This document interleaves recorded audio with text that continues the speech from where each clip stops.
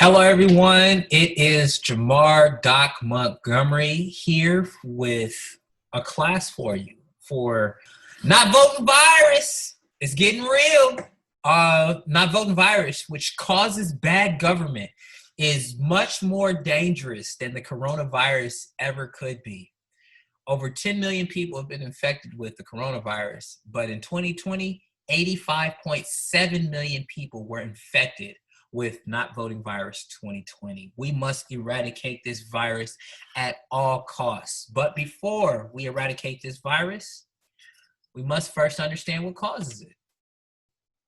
What causes not voting virus? Not having your birth certificate, because if you don't have your birth certificate, how can you get a state ID? Not having your social security card, once again, you can't get a state ID. Not having a state ID, right then and there. Not having a real ID. Not having a passport, because if you don't have a real ID, social security card, or birth certificate, you can't get a passport. Not registering to vote. If you don't have a state ID, it makes it very difficult to vote. Not impossible, but makes it difficult to vote. Not registering, not understanding your government. Most people, they don't like to get involved in their government because they don't understand it, and how they've been taught about how their government works and what it's supposed to do has been absolutely incorrect. And we're going to change that. Lastly, what causes not voting virus? Not researching your candidates, not knowing anything about the people who want to get elected to these positions that have the power of changing your life for the better or for the worse. So this class is called Don't Get Screwed by Your Government, for people who talk politics but aren't political. I encounter a lot of those kinds of people in my life, and it's fine. I made this course for y'all. I made this course for people who are tired of their government, who want their government to change but don't know how their government works or doesn't know how to change their government. I'm going to say that when you take responsibility for your government, it becomes yours. But the moment that you don't take responsibility for your government, it becomes somebody else's, and it works for somebody else. You want your government to work for you. So to make your government work for you, go get involved. Don't get screwed by your government. A class for people who talk politics but aren't political.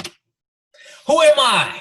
My name is Jamar Doc Montgomery. I am 31. I am an engineer. I am an entrepreneur. I'm a business owner. I'm a political science professor. I'm a defense lawyer. I'm a 2020 United States Senate candidate. Yes, I ran for office. I'm an advocate and activist.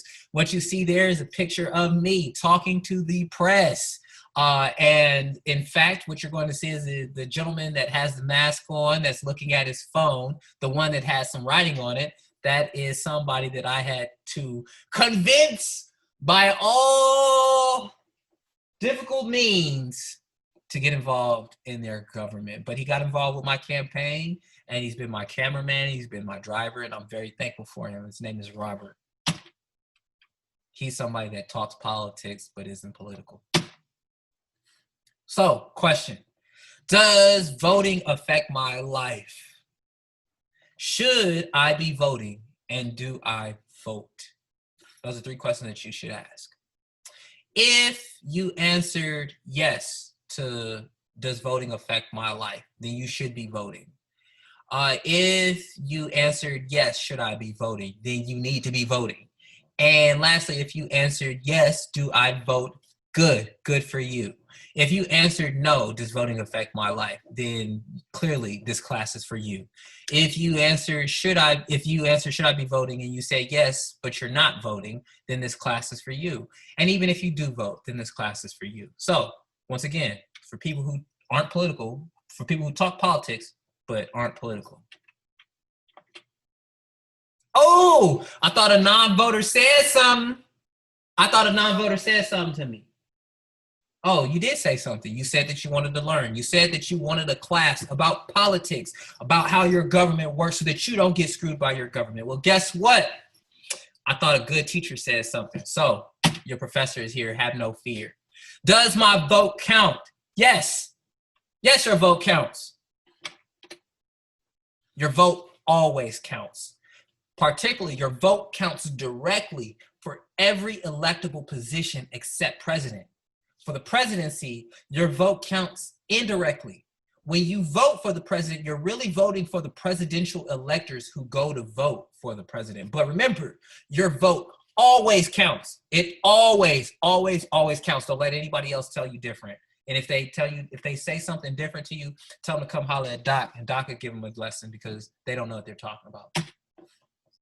Well, if you say that my vote counts, Doc, then, well, who am I voting for?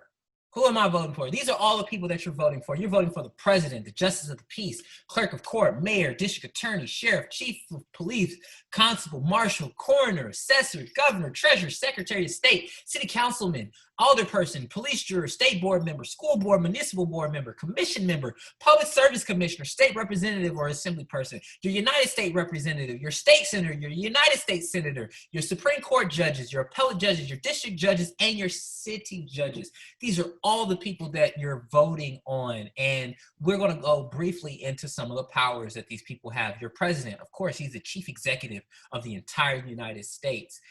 Just like your governor is the chief executive of your particular state.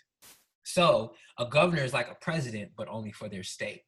So we're going to go into more detail about what some of these people do.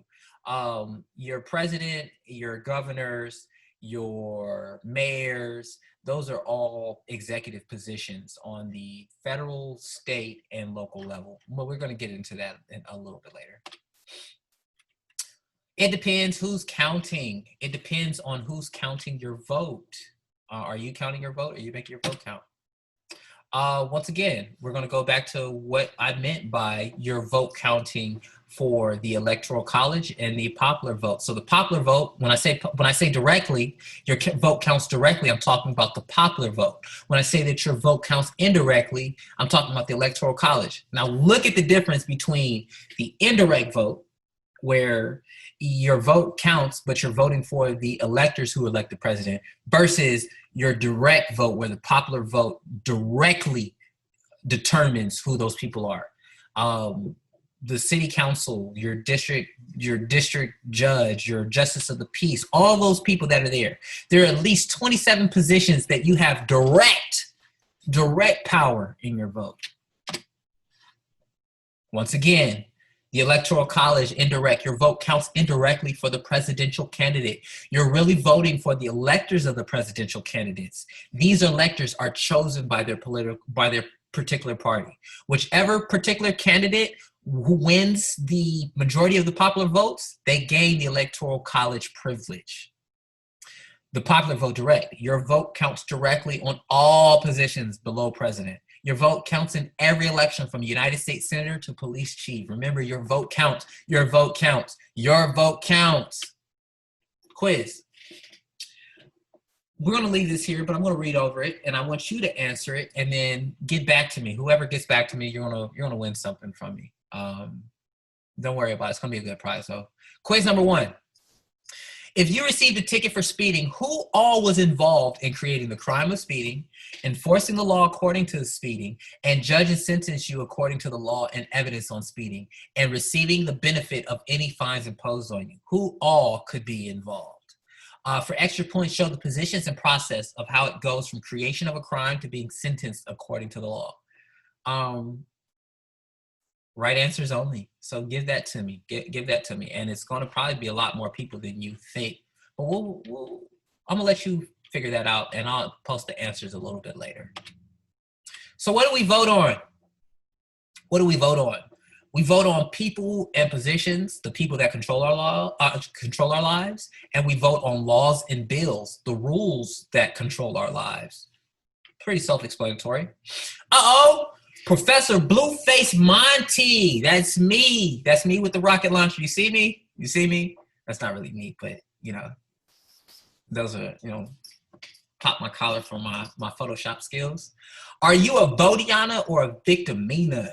Hopefully you're a votiana, and not a victimina. Votianas determine the rights, rules, and leaders for everybody. Victiminas aren't politically informed or involved at all, and they feel that they can only control what's in their immediate surrounding. Do you know a lot of people that sound like that? I do. I know a lot of people who are victiminas, and they don't even realize it. A lot of victiminas don't like the leaders and the rules that the votianas make. But victiminas don't believe their vote counts when they are affected by it every day. So don't be a victimina, be a votiana, okay?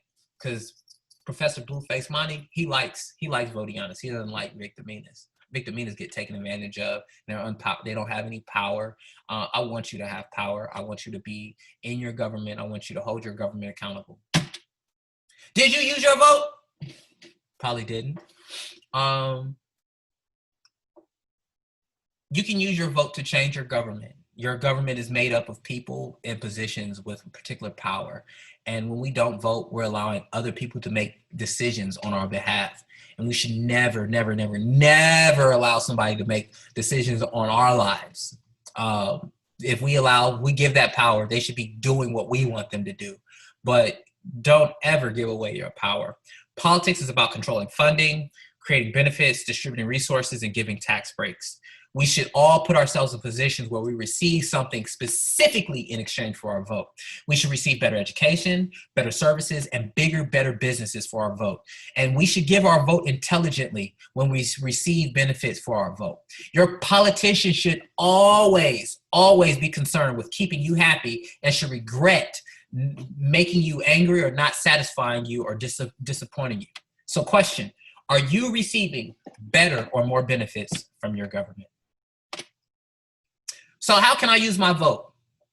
Well, once again, your politician should always be concerned about keeping you happy, even if it's sometimes at the expense or deprioritization of others. I mean, that's just life. Once again, this is how not to get screwed by your government. And the reason why you get screwed by your government is because your government is busy trying to keep somebody else happy instead of you. People who are going to hold them accountable. One way of looking at who your government is controlled by is looking at who keeps receiving benefits, breaks, resources, and funding from your government, regardless of what happens. There's no need in being altruistic when most people don't believe, trust, or hold their politicians or politics in high regard. So I'm gonna give it to you guys straight because, once again, this is a class for people who talk politics who aren't political.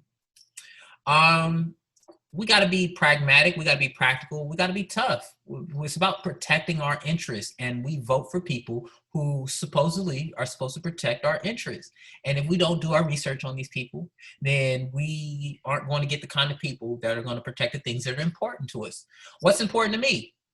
Your interests, right? Those are your interests. Your interests are the things that are important to you. The things that you're willing to show up at somebody's front door about. The things that you're willing to, hey, I'm coming up and dealing with you right now. The things that you're willing to fight and die about. The things that you're willing to make noise and make a big fuss about. Those kinds of things.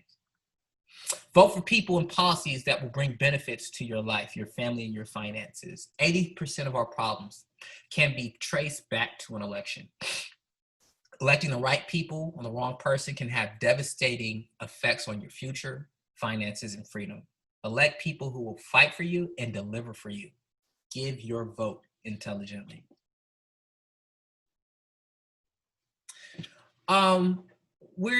This is a little bit more information about, here it is the current campaign finance laws in our political structure has allowed for wealthy individuals and corporations to have more importance and more say in our government than the people. We've allowed the people who say that they ain't political, who ain't political, but always talking politics. We have allowed wealthy people, rich corporations to donate unlimited amounts of money to elect politicians in public office. And we've sold the remnants of America's democratic soul. We've allowed these people to poison our air and water. We've allowed them to hold us as wage slaves just so that we can create more billionaires and more billionaire corporations and trillion-dollar corporations. We've allowed them to defund our education system and jeopardize the future of our children. Just look at who keeps winning regardless of what president is in office. Wealthy people and rich corporations. These people are clear about how their government works. They know that they need to elect people who are going to protect their interests, and they'll fund those people. Every political problem has economic roots. Follow the money. More specifically, see where the money comes from in terms of campaign donations, and then see where our money, our tax dollars, go to after those people get elected in office. We donate to candidates. The candidates get voted or elected to public office, and those candidates send public resources to private individuals and resources who supported their campaign. One of the main questions, right? It's one thing, does my vote count? Yes, your vote counts. Does my vote matter? Does my vote matter? Yes. Yes, your vote matters, especially when you participate. Especially when you participate. Uh-oh, who's that? Uh-oh, who's that? Who's that? It looks like pictures of me. And you guys see Robert? You guys see Robert? That's me speaking the top left is me speaking at a protest and rally. On the right, that's me and Robert dropping off resources to the Southwest Louisiana Center for Health Services. After Hurricane, what was that, Laura or Zeta? That one was after, Delta. That was Hurricane Delta. Below that, you see my campaign, one of my campaign flyers. Below that, on the left-hand side, that's me speaking at a city council meeting with my bulletproof vest. And on the right-hand side is me with Governor John Bel Edwards of Louisiana. Yes, participate, get involved. How can I participate? Well, you can donate, you can attend, you can speak, you can organize, you can run for office. Your time, you got to donate your time, your money, your resources, your relationships, your platform to candidates and political parties, political action committees, and community organizations, events, and causes. Where can you do this? You can do this in campaign fundraisers, political events, town hall meetings, public forums, community meetings, government-sponsored events. You know, those events that you see in the paper that you decided you're not going to go to because it's got those politicians who don't do nothing for you. Well, guess what? They never hear from you. They never see your face, and to them, you don't exist. Remember, we employ these people. You gonna allow your employees to just run amok and do whatever they want to do? Not I, Sedekai.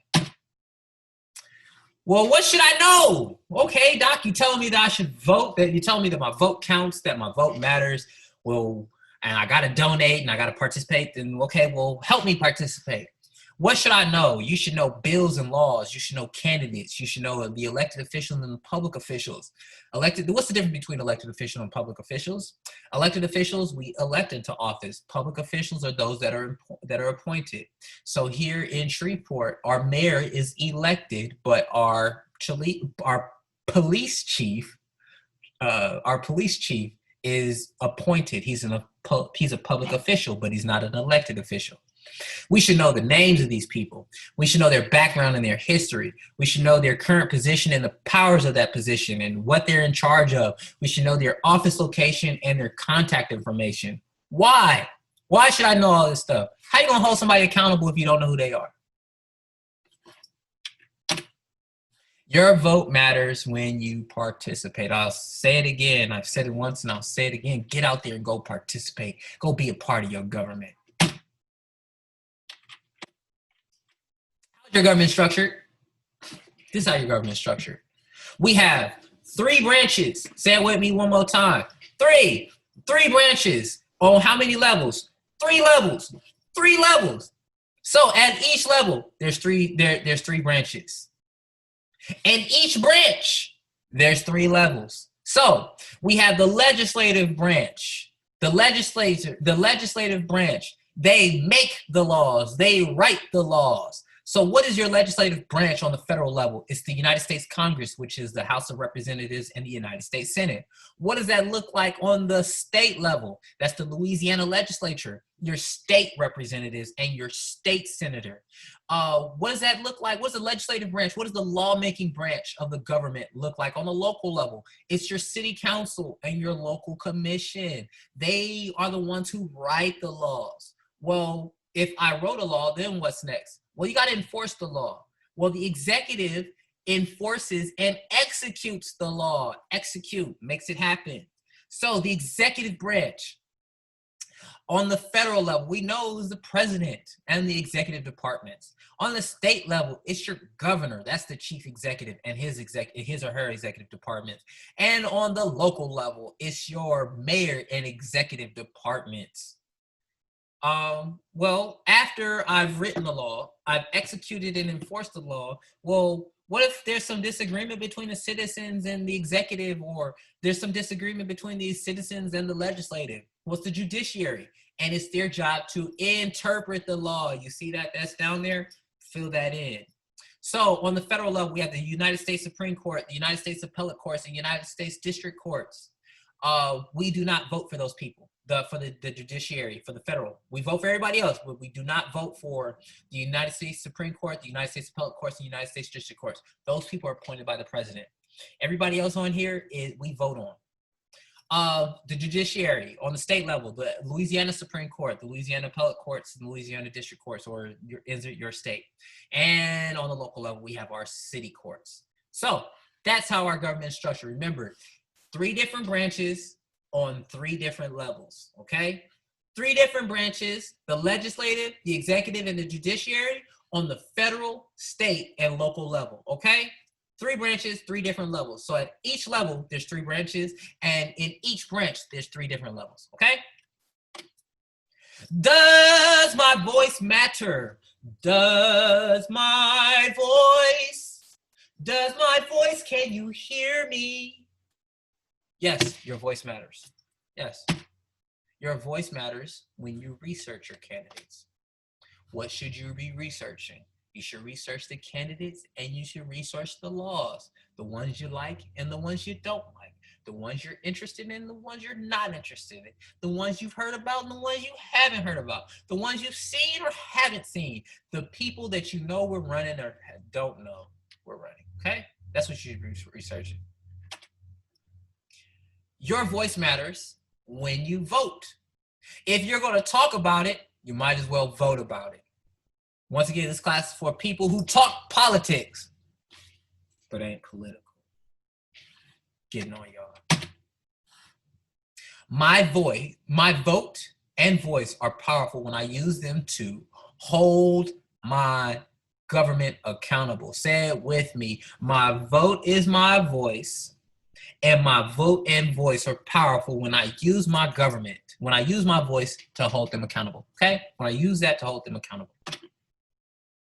You have a voice when you know the names of your elected officials, when you write letters to them, when you write op-eds about them, when you make phone calls to their office, when you get all your required documents, when you register to vote, when you early vote, when you attend city council and school board meetings, when you attend town hall meetings, when you join your neighborhood association, when you attend protests and rallies, and when you run for political office or run for office in local organizations.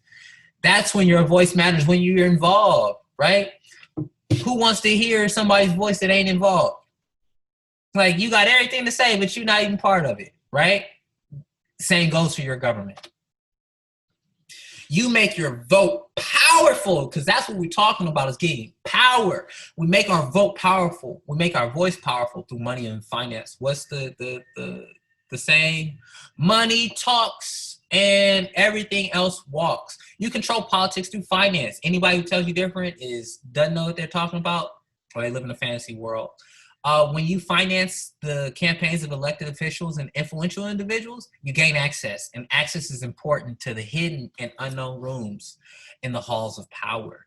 You got to have the economic resources to finance or assist significantly in the campaigns of your candidates, or be able to pressure candidates through threats of assistance to their competitors. When you or your organization becomes a major donor to political campaigns, your agenda and your interests have the ear and protection of the elected officials. And that's what we want. You want better schools? Well, guess what? Organize your people and organize your finances to hold your officials accountable. Select and elect officials that care about the same things that you care about. They're going to fight for the things that you care about. Buy your politicians instead of allowing your politicians to be bought by somebody.